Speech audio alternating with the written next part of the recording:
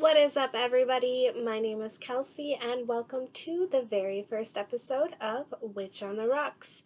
Today, I will be sharing with you one of my favorite crystals. It is also one of the most popular and well-known ones out there, and it is clear quartz.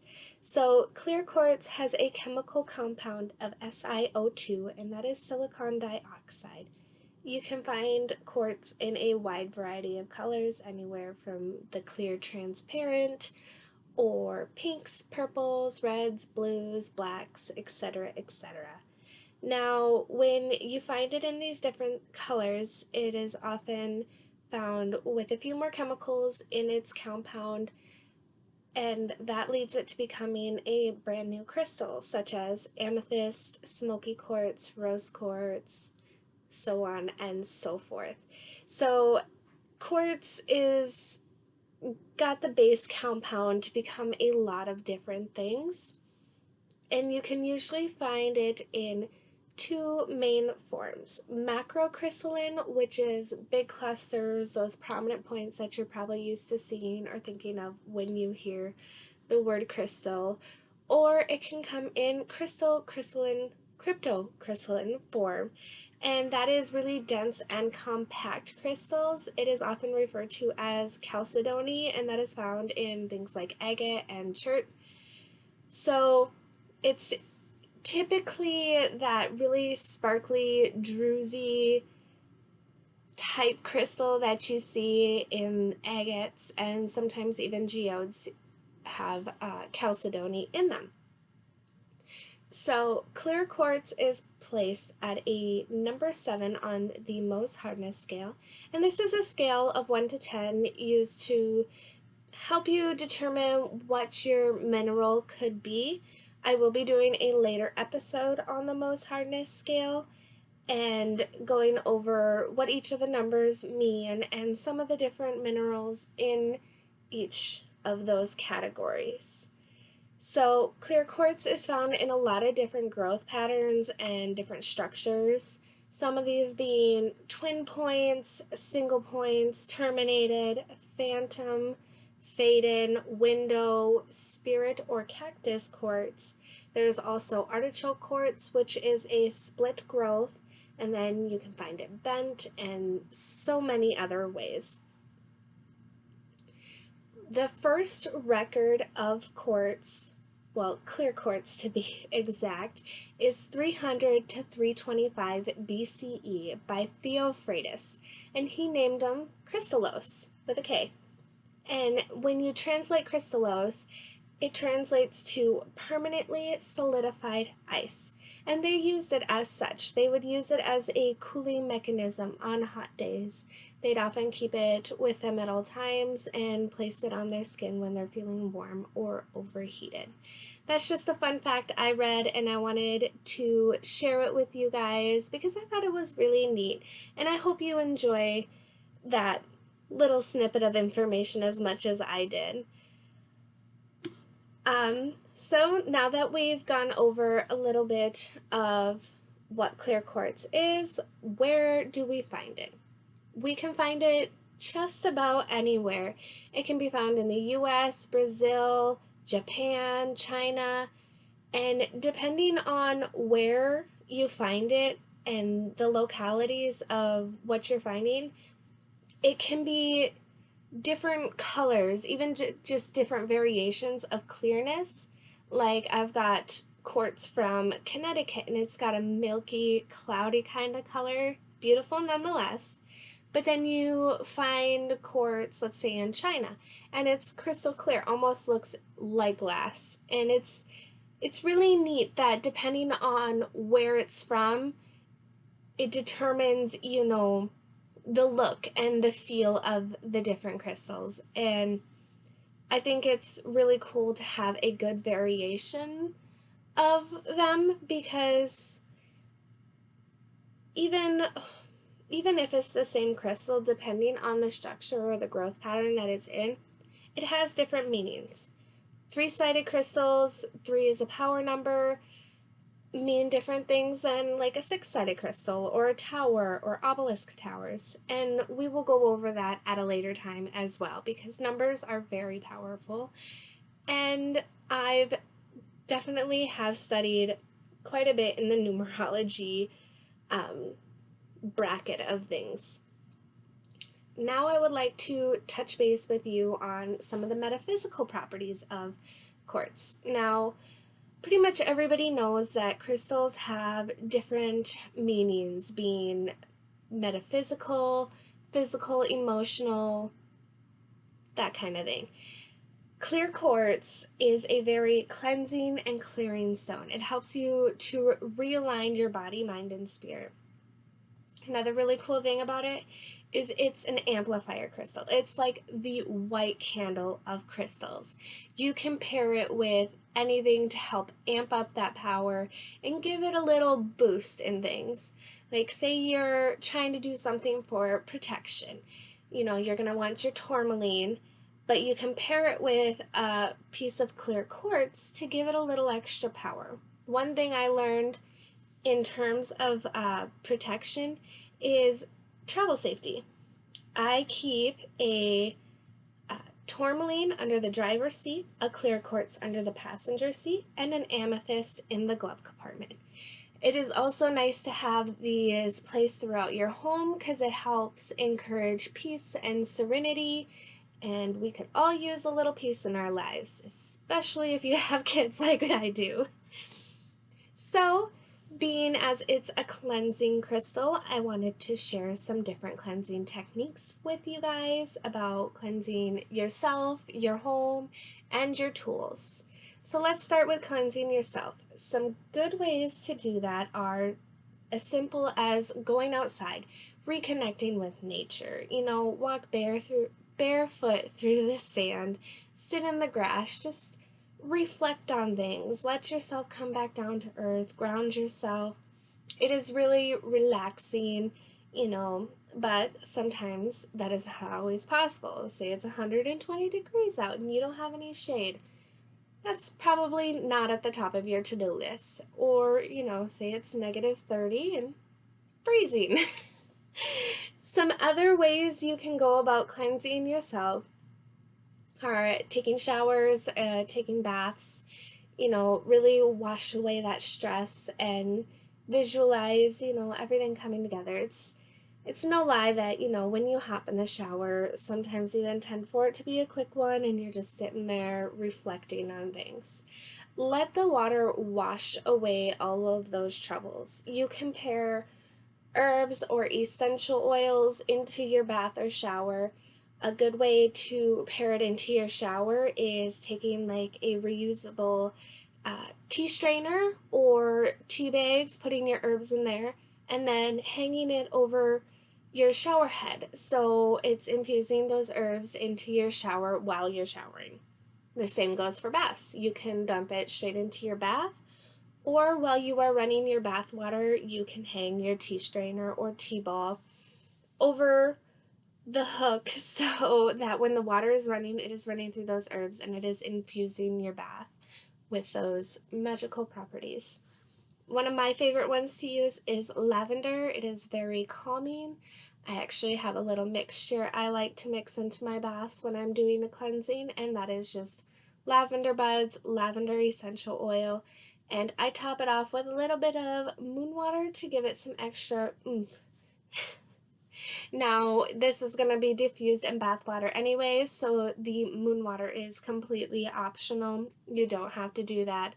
I have so much moon water all of the time. I like to use it up, especially when I'm wanting to really unwind and let things go, especially after a hard day.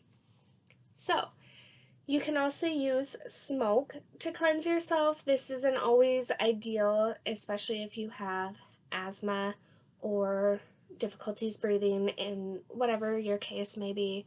So I always try to recommend the baths or the showers or just going outside and grounding yourself, but you can use incense smoke to cleanse yourself.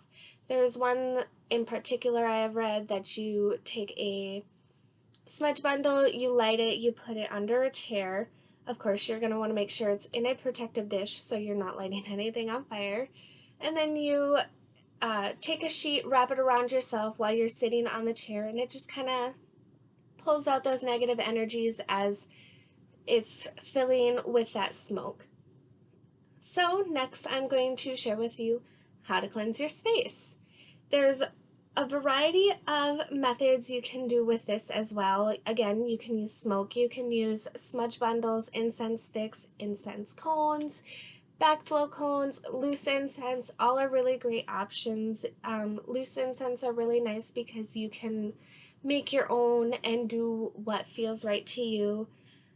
This isn't always ideal because when you're using loose incense, you are using a charcoal disc, and depending on the size of the charcoal disc, it may be burning for quite some time even after you are done doing your cleansing. So smudge sticks are pretty good as well. I use an abalone shell. I put sand in the bottom and then I light my smudge stick using a candle. It is a lot easier than trying to use a lighter, sitting there holding the lighter, twirling it around. Your lighter gets hot, your hand gets tired. With a candle, you can just light your candle and then light your smudge stick through that flame as long as you're not snuffing out the candle while you're trying to do it. And then you can use it and walk around the house. And if you're using it this way, you can also just cleanse yourself at the same time with that smoke. Another thing you can try is music and rhythm. You can use bells, drums, really anything to get that energy moving around. It's nice if you have kids because it really gets them involved and, they enjoy making music. So you can just send them around with a little bell or a drum and, it's a lot easier that way. But my kids definitely enjoy taking part in things. They're really curious, and it's a really good way to get them involved and have them part of what is going on around you. I mean, they live in your house too. It's nice to have them to be a part of that cleansing process. So you can use smoke, music and rhythm, and that's really the only two ways I go about cleansing my space.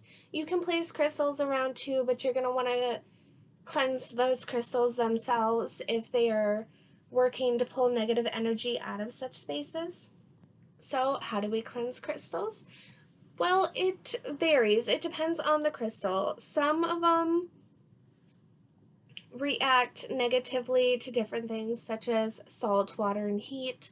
I will try to insert a list of what can't go into what because it is quite a list for each of them. And I'd like for you to be able to pause the video and write it down or take a screenshot if you so wish. So you can use smoke. Again, you can incense, loose incense, stick incense, cone incense, or again the smudge bundle.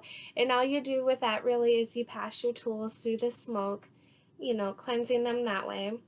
You can use the moon, full moons, and with this you just place your items in the full moon light, and most people try to remove their items before the sun hits them, but they feel that basically counteracts everything they did with the full moon charging or cleansing. And then I also know some people who like to leave their items out through the whole full moon and then through the following day to really soak up that extra power. The choice is yours, and do whatever really feels right to you. This can feel a bit overwhelming at first, especially if you have so many items you want to cleanse. I recommend focusing on the ones you for sure intend on using the following month. That way you're not struggling to get everything out and it turns into a big ball of anxiety rather than that cleansing energy that you're going for. I usually focus on getting out my tarot cards, my pendulum, certain sets of crystals, and then I also put my necklace out because I wear my necklace every single day and I want that to have the good energies as well, since it's with me all the time. Another technique you can use to cleanse your tools is water. You can use salt and water, Florida water, full moon water. But with this, you're going to want to be careful because there's certain things you probably do not want getting wet. For example, papers, certain kinds of wood you don't want to get wet, or metals, unless you're able to thoroughly dry them off right away. It can cause rust and deterioration.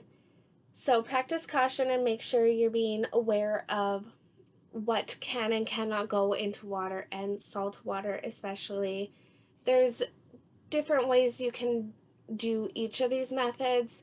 When I use like Florida water or moon water, what I do is I put some on my hand and then I kind of like spritz it on my tools, and then I'll rub it around to fully get the surface area. That way I'm not fully dredging it in the water, and it's easier if I do need to clean it off, like my athame. If I'm using my moon water on that, I need to make sure that I'm going all over it afterwards with a towel so that it does not cause that rust. Another way you can use is burying your items. You can go outside and bury them in the dirt, or you can go outside, dig up some dirt, put it in a bowl, bring the bowl inside, and then bury your tools or items you so wish. That goes back to grounding with the earth and returning things to the earth and really infusing them with earth's power. This is really good, especially if you know that it's going to rain or have some kind of disaster outside with the weather. You can bring that dirt inside and then use it. You can do so much at one time, and you don't have to worry about, where did I bury that, or how long has that been in the ground, or if it's going to hurt the wildlife or nature itself, because there are some things that you just should not put in the earth. So make sure you're practicing caution when burying your items. You don't want to lose anything, because that would be bad. So we did water, moonlight, smoke, burying. I think that's about everything that I have. If there's something you guys would like for me to talk about, please leave a comment down below. I can talk about anything from crystals to divination, anything really metaphysical. My main focus is I do divination, so that's kind of where I stay, but I am always up for learning new things regardless of the topic. Knowledge is power, and I love to read. So please leave a comment down below of what you thought of this video and what you would like to hear about next. Stay safe.